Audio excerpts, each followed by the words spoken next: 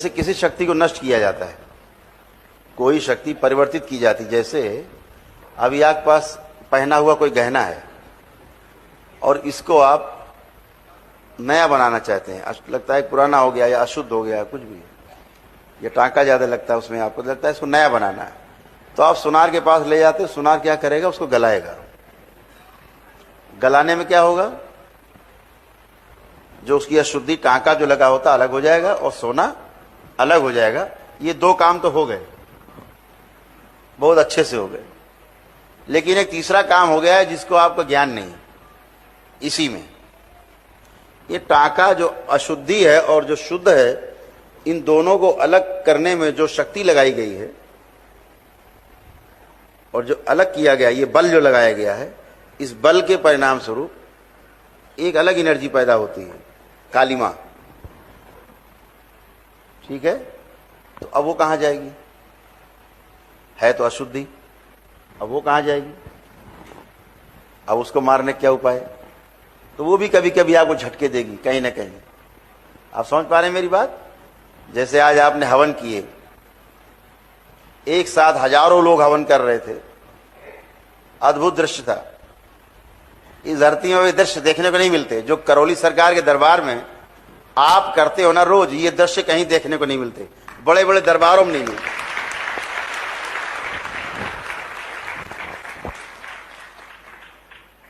बहुत बड़े बड़े संस्थान, बड़े बड़े शंकराचार्य, कहीं ये दृश्य नहीं देखने को मिलता जहां हजारों आदमी एक साथ बैठ के हवन कर रहा हो अपने परिवार के साथ। तो ये दरबार में होता ही रहता है। तो आपने देखा है सब कुछ तो हुआ, लेकिन एक कालिमा भी उठी, धुआं भी निकला, तो वो कहां जाएगा? तो उसको हजम करने के लिए भी शक्तियां बनती हैं कि उस धुएं को कुछ पी लिया जाए। कौन पिएगा? तो उसको भी खत्म करने के लिए, जैसे एक देवी हैं दरबार में, तो सभी कार्यरत हैं, सभी उपलब्ध हैं, आपके बीच में हैं, सभी यहां उपलब्ध हैं, पूरा दरबार उपलब्ध है। मां के रूप में है वो, हम लोग देवी कहते हैं लेकिन वो मां के रूप, मां के ही रूप हैं। तो वो उसको पीती हैं। अगर वो दरबार में सक्रिय हैं, दरबार के लिए सक्रिय हैं, तो पीती हैं। क्रोध में उगल देती हैं तो बढ़ जाएगी समस्या आपकी, अगर क्रोधित हुई। और अगर प्रसन्न हुई तो आपके उस धुएं को ही पी जाती हैं, जिससे आपको कष्ट होता है। उनको बोलते हैं मां धूमावती, इसीलिए उनका धूमावती नाम। समझ पा रहे हैं? तो वो श्री 10 महाविद्या में एक देवी हैं जो बहुत ही प्रभावशाली है। अभी हम लोग गए थे,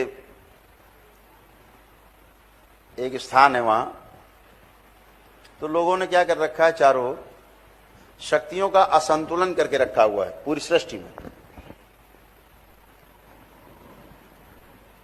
जैसे ये कैमरा खड़ा है तो इसके 3 पाए बने, एक पाया हटा दो इसका, ये गिर जाएगा। तो लोगों ने अपने स्वार्थ में तमाम शक्तियों का असंतुलन किया है। इसीलिए बड़ी बड़ी शक्तियों ने भी अपने स्थान को छोड़ दिया और किनारे जाके बैठ गए। तमाम ऐसे बड़े बड़े स्थान हैं जहां लाखों लोग रोज जाते हैं। अब आपको जान के आश्चर्य होगा, चूंकि आपका दरबार आंखों वाला दरबार है, उन सबसे लगभग रोज बात करता है, ऐसे जगहों से, उन शक्तियों से। वो शक्तियां बार बार प्रार्थना करती हैं कि हमें ठीक किया जाए, संतुलित किया जाए, पुनर्स्थापित किया जाए हमको उसी स्थान पे। वो दरबार से वो शक्तियां, इस सृष्टि की बड़ी बड़ी शक्तियां दरबार से, मां से, भोलेनाथ से प्रार्थना करती हैं, बाबा और मां से प्रार्थना करते हैं।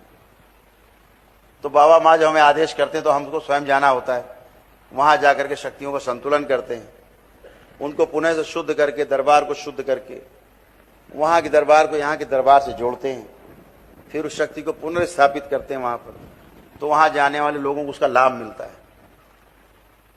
नाम नहीं लेना चाहेंगे, नहीं तो आपका आस्था टूटेगी आपकी।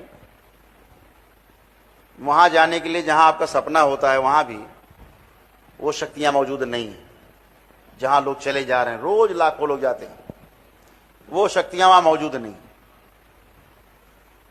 आप जाते हैं डपोर संघ की तरह वापस चले जाते हैं, कुछ नहीं होता, इसीलिए आपको कोई लाभ नहीं मिलता।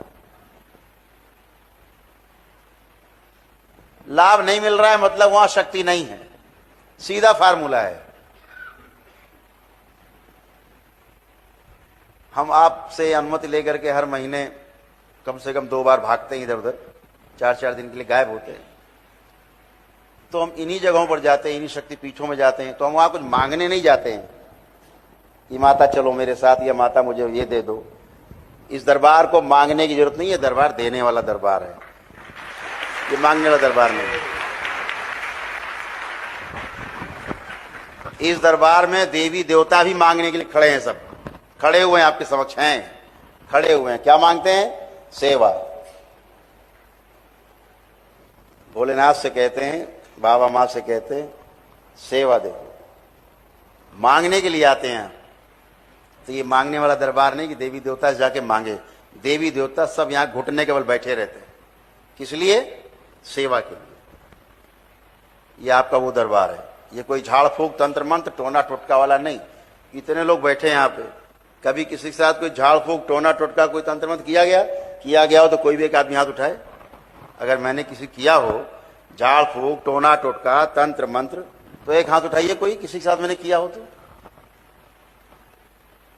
नहीं किया, इसीलिए आपका किसी का एक हाथ नहीं उठा, क्योंकि यहां स्वतः ही होता है। आपके श्रद्धा से, आपकी आस्था से, आपके विश्वास से दरबार चलता है। आप जो संकल्प लेते हो वो पूरा होता है। क्यों? क्योंकि ये वाक सिद्धि का दरबार है, इस दरबार में वाक सिद्धि है। आप जो संकल्प लेते हो अपने लिए सब पूरा हो जाता है, सब पूरा होता है। इससे सिद्ध होता है कि दरबार में शक्तियां हैं। स्वयं देवों के जो देव हैं, देवताओं के भी जो देवता हैं, जिनकी देवता भी पूजा करते, स्वयं भगवान महादेव का दरबार है। इसलिए और भगवान महादेव की जो शक्ति है वो मां के रूप में यहां सक्रिय है। इसलिए आपको मन में आप प्रार्थना करते हैं और आपका पूरा होता है। आप देखते हैं, आप यहां आते हैं, आप संकल्प लेते हैं कि मेरे ये कष्ट और मेरे ये कष्ट और मेरे ये कष्ट, और सब गायब हो जाते हैं, सब निकल जाते हैं। असाध्य रोग भी निकल जाते हैं। जो आदमी सर्जरी कराने जा रहा होता है, यहां आता है, खड़ा होता है, वो भी चलने लगता है, दौड़ने लगता है, ठीक होता है। वो आपके दृढ़ संकल्प पे होता है। तो तमाम चीजें ऐसी हैं जो, एक और सबसे बड़ा जो खतरनाक कष्ट रहता है, आप लोग झेल के आए हो, और जो भी कुछ लोग बाकी इसमें दिख रहे हैं हमें, जिनको नहीं मिला है प्रसाद, उनको प्रसाद आज मिलेगा। जब कहा जाता है कि बहुत से लोग यहां बैठे हैं जो आंख बंद करेंगे और सर्प देखना चाहेंगे तो सर्प उन्हें दिखाई देगा, लेकिन जब दरबार की उस शक्ति का प्रयोग होगा तो आप लाख कोशिश कर लेना, शक्ति प्रयोग के बाद, पुण्य मिलने के बाद आप पूरी कोशिश कर लेना कि कोई सांप आप देख भी सकें, आप आंखों में अपने आंख बंद करके, आप कोई सर्प नहीं देख पाएंगे। जब कोई सर्प ना देख पाए तो समझ लेना कि सर्प दोष समाप्त हो गया है।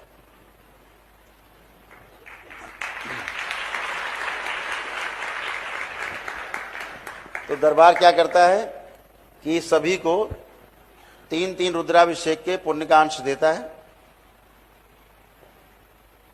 जिससे आपके सर्पदोष और श्राप सब नष्ट होते हैं। और एक विष्णु सहस्त्र नाम के जप का पुण्य देता है। उससे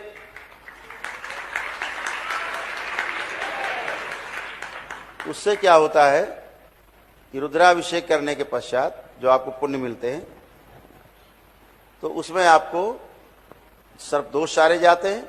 सर्पों के कारण जो आपकी पुरानी समस्याएं हैं ना, वो झटका मारती रहती है। ऐसा लगता है कि पुरानी कोई समस्या रह गई है, झटका मार रहा है, ये हुआ, ऐसा हुआ। वो दोषों के कारण होता है। जैसे दोष समाप्त होते हैं, ये एकदम नॉर्मल होते हैं।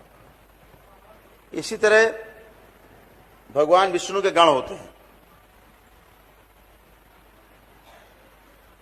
जिन्हें हम किरात के नाम से जानते हैं।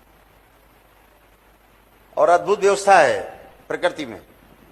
जिन लोगों ने कभी असहाय गरीब को सताया होता है और किसी गरीब की हाय लगी होती है उस परिवार को, उसके परिवार में किसी ने भी किया होगा, ये नहीं कि आप ही ने किया हो, वो व्यक्ति जिंदा हो चाहे मर चुका हो, पूर्वज रहा हो आपके, उसकी हाय आपके डीएनए में बनी रहेगी।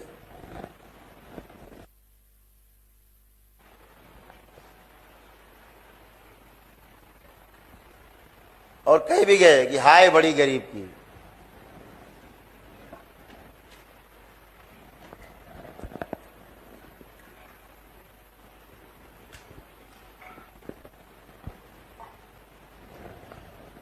हाय जिंदा नहीं रहने देती, आदमी को मरने भी नहीं देती, दोनों काम करती है।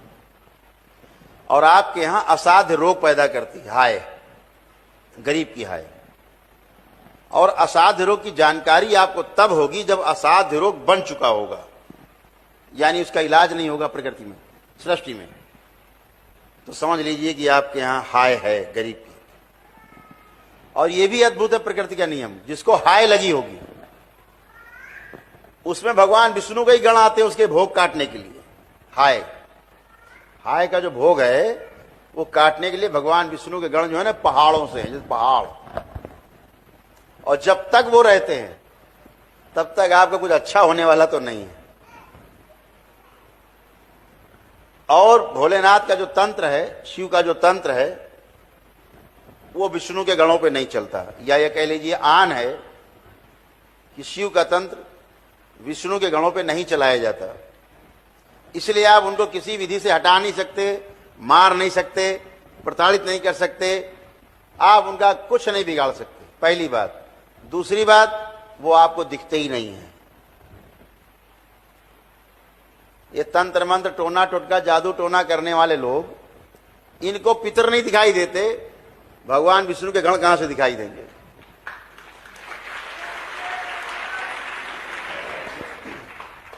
तो समस्या बनी रहेगी, लेकिन उसका कोई उपचार नहीं होता। लेकिन इस दरबार में आपके पहले एक विष्णु सहस्त्रनाम के जप के लिए 6 से 7 दिन लगते थे और 10 से 11 ब्राह्मण लगाते थे हम शुरू में। तो उनको प्रसन्न करके ही वापस भेजा जा सकता है आपके डीएनए से निकाल के। तो कम से कम 6-7 दिन चलता था और 10 से 11 ब्राह्मण जप करते थे प्रतिदिन, सुबह से लेकर शाम तक।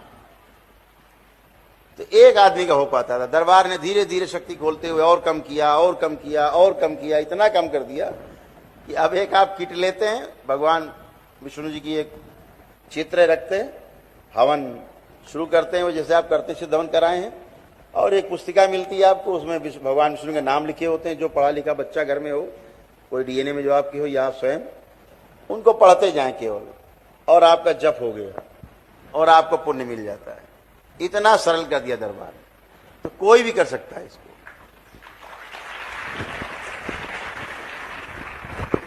और जो लोग करने में सक्षम नहीं हैं, दरबार ने वो शक्ति भी खोल रखी है। आप भगवान विष्णु सहस्त्रनाम का पाठ करने में सक्षम नहीं है, आप पे धन नहीं है, या रुद्राभिषेक करने में आप सक्षम नहीं है, आप पे धन नहीं है, तो दरबार आपको अपनी ओर से पुण्य देता है, रुद्राभिषेक के भी और विष्णु सहस्त्रनाम के भी, और आप स्वस्थ होते हो। आपको कुछ नहीं करना होता।